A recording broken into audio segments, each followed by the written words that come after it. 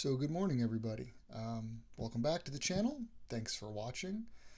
I had originally intended today, first of all, I haven't gotten ready or anything. I just threw this on my head.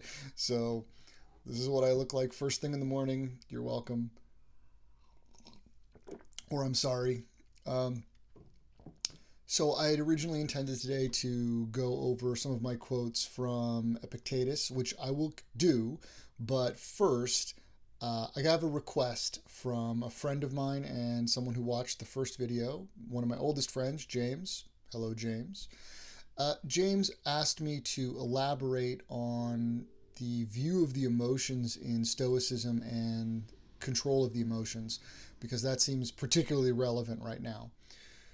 So, one of the fascinating, interesting, but also challenging things about Stoicism is that Stoicism, traditional classic Stoicism, is a system.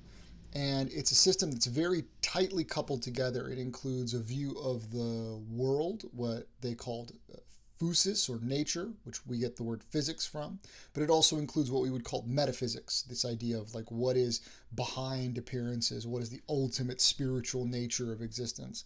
It also includes a system of epistemology, of knowledge and logic, everything from the meaning of words and sentences and how to pull them apart to how we process knowledge and information and make decisions, and also a system of ethics. And all of these are knit together very tightly. And so in order to understand one part, you kind of have to understand the whole thing. And I don't want to go too far down that rabbit hole right now. We might get there eventually, but it sort of depends on interest and how deep down the sort of Stoic exploration this series ends up going. So um, thank you for the question, James. I'm going to try to do this in as broadly useful a sense as possible. Uh, so first of all, to get this out of the way, there is a popular misconception that the Stoic is without emotion or suppresses all of their emotion. We use this word in a colloquial sense in the English language. Someone is stoic if they don't show any emotional reaction to things. And this is not really the classic Stoic ideal. There is a later development called Neo-Stoicism, comes along in the 1600s or ish, and that's more like this. But classical Stoicism actually has three eupathia, or good emotions, that they hope to encourage among their practitioners, and these are given as wishing, rough translation, caution, and joy. So Stoicism as a philosophy posits an end to human development very similar to Aristotle, in that they see human flourishing, eudaimonia, um, uh, the greatest possible happiness, as the end goal of human beings and of philosophy. So they're trying to produce this state. And their analysis of how to get there depends on a fundamental division between things that are up to us and things that are not up to us. So the Stoics recognize that we can influence external events. They feel that some things are, they're not fatalists. They hold that some things are universally simply fated. Like if you're born, you're going to die. If your man is mortal, that's how that works. If you throw a rock up in the air, it's going to come down. That's just nature, right? That's the way things are. But then some things are complexly fated, meaning, yes, everything is driven by cause and effect, but the nature of influences is not so clear cut. And so there are cases where your actions are going to influence events. And you should try to influence events for the better. However, at the end of the day, the final outcome of things, external, is not up to us. We can't determine whether or not someone else gets in a car accident or not. We can't determine whether or not we get sick. We can't. I mean, we can take precautions, but at the end of the day, what's going to be is going to be, and we can't control every variable. of externals. And if you're trying to control something that's not in your power to control, well, you're going to be frustrated and you're going to be unhappy. And that's bad.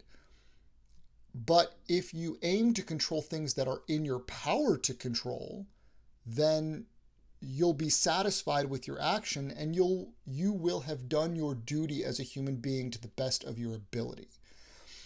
Ultimately, what is up to us, what's really up to us, our judgments and our opinions. And this is tightly bound up with their theory of the nature of the cosmos. So they feel that the world is guided by divine providence.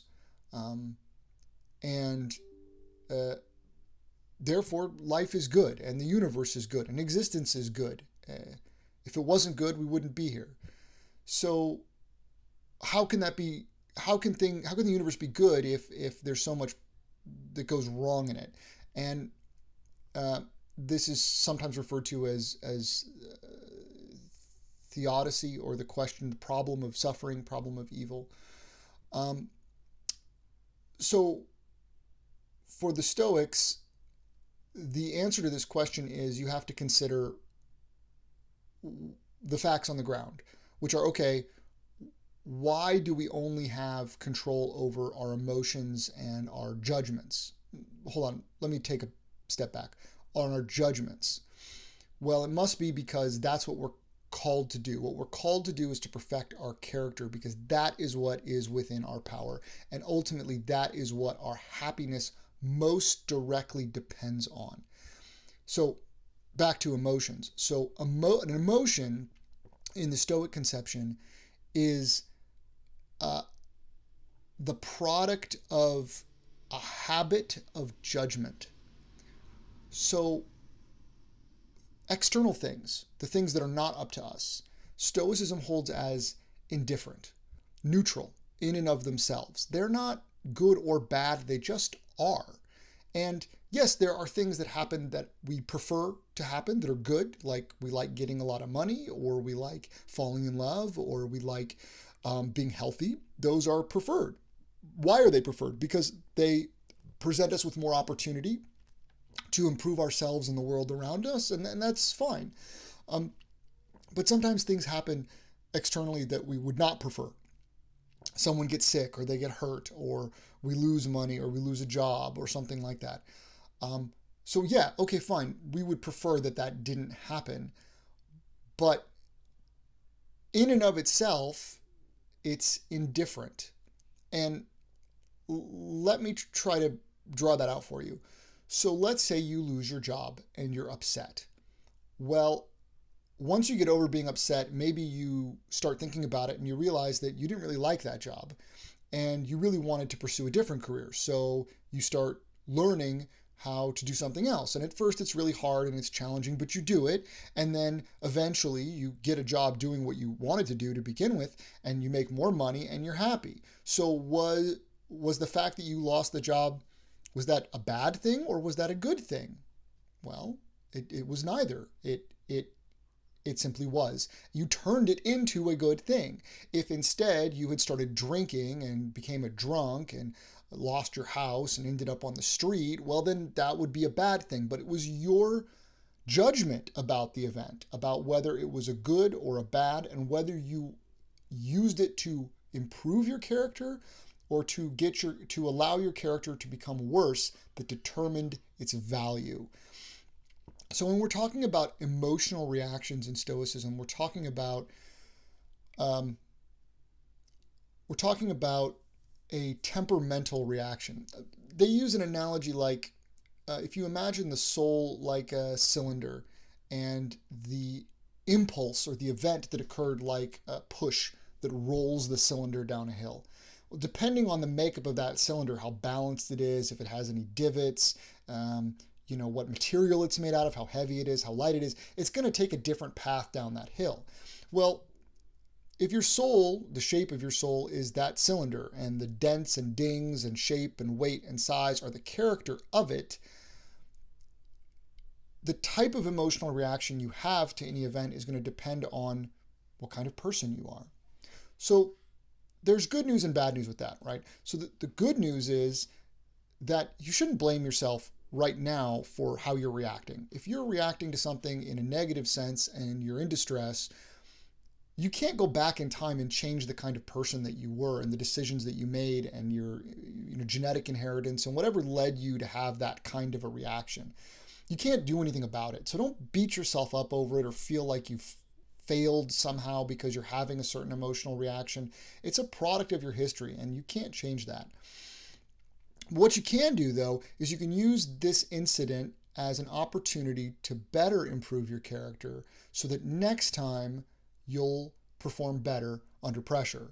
And the way to do that is to, first of all, if you're hyperventilating or panicking or something like that, calm down. Just give yourself some time. And once you're able to think clearly, maybe get a pen and paper if you need it, analyze the event. Figure out what it was without any judgments about it.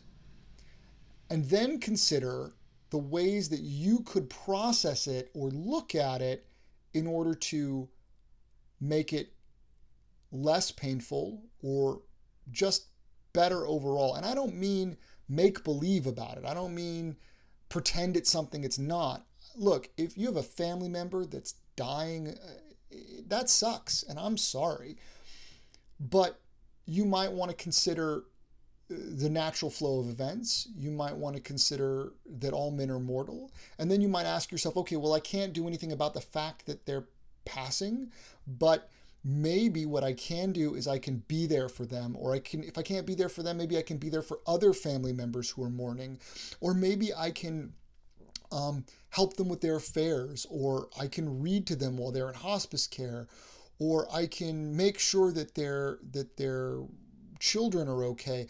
There's tons of things you can do to take action to make a bad situation better or worse. So make it better, because by making it better, you're going to make yourself better.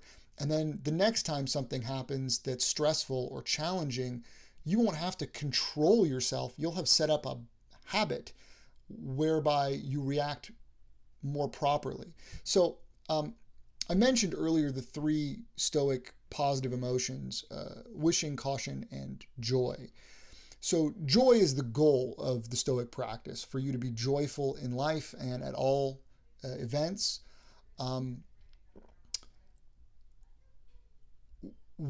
Caution is the alternative to fear. The idea here is you should be cautious about things that are truly dangerous. And in Stoicism, that means things that will make your character worse. But it's okay to be cautious. Don't